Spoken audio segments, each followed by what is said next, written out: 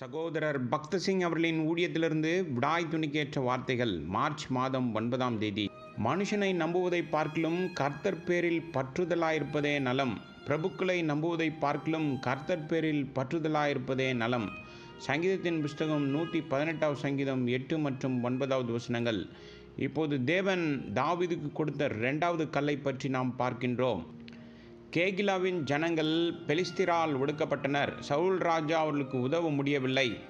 ஆனால் தாவீது சென்று அவர்களை விடுவித்தான். அப்போது தாவீது கேகிலாவின் ஜனங்களுக்கு செய்த பெரும் உதவியின் காரணமாக அவர்கள் அவனுக்கு நன்றியுள்ளவர்களாக இருப்பார்கள் என்றும், சவுலின் கையிலிருந்து தன்னை பாதுகாக்க தங்கள் உயிரையும் பணயம் வைப்பார்கள் என்றும் தாவீது நினைத்திருக்க வேண்டும். இருப்பினும் அவன் தேவனிடம், கேகிலாவின் பட்டணத்தார் என்னையும் என் மனுஷரையும் சவுலின் கையில் ஒப்பு கொடுப்பார்களோ என்று தாவீது கேட்டதற்கு, கர்த்தர் ஒப்பு கொடுப்பார்கள் என்றார். 1 சாமுவேல் புஸ்தகம் 23வது அதிகாரம் 12வது வசனம். இந்த வெளிப்பாடு தாவீதுக்கு பெரும் ஏமாற்றத்தை ஏற்படுத்தியிருக்கும். ஆனால் இதன் மூலம் அவன் எந்த ஒரு மனிதனையும் நம்பக்கூடாது என்ற பாடத்தை கற்றுக்கொண்டான். இந்த பாடத்தை கற்பிக்க தேவன் தாவீதை கேகிலாவுக்கு அழைத்து வந்தார். நீங்கள் நேசித்த மற்றும் உதவிய மிக நெருங்கிய நண்பர் உங்களை விட்டுவிட ஒரு நாள் உங்கள் வாழ்க்கையில் வரும். நீங்கள் மிகவும் நேசித்தவர் எப்படி உங்களுக்கு எதிரியாக முடியும் என்று நீங்கள் ஆச்சரியப்படுவீர்கள். ஆச்சரியப்பட வேண்டாம்.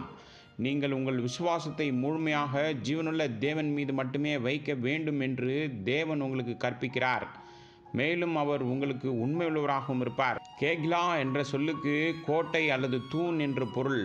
தேவன் தாவீதிடம் எந்த மனித ஆதாரத்தையும் தனது கோட்டையாக அல்லது தூணாக கருதக்கூடாது என்று, கர்த்தர் என் கன்மலையும் என் கோட்டையும் என் இரட்சகரும் என் தேவனும், நான் அடைக்கலம் புகும் என் துருகமும் என் கேடகமும் என் இரட்சண்ய கொம்பும் என் உயர்ந்த அடைக்கலமாக இருக்கிறார். சங்கீதத்தின் புஸ்தகம் 18வது சங்கீதம் 2வது வசனம். நீங்கள் ஒரு வெற்றிகரமான வாழ்க்கையை நடத்த விரும்பினால் நீங்கள் ஜீவனுள்ள தேவனை மட்டுமே நம்ப வேண்டும். பலரின் கண்கள் தங்கள் நண்பர்கள் மற்றும் உறவினர்கள் மீது இருக்கும். சிலர் அமெரிக்காவின் உதவியை நோக்குகிறார்கள். இது எவ்வளவு சோகம்! இந்த காரணத்திற்காக அவர்களின் ஆவிக்குரிய ஜீவன் மலடாகவே இருக்கிறது. தேவன் தாவீது கொடுத்த 2வது கல், அவன் ஒருபோதும் மனிதன் மீது நம்பிக்கை வைக்காமல் தேவனை மட்டுமே சார்ந்திருக்க வேண்டும் என்ற பாடத்தை நாம் பார்க்கின்றோம்.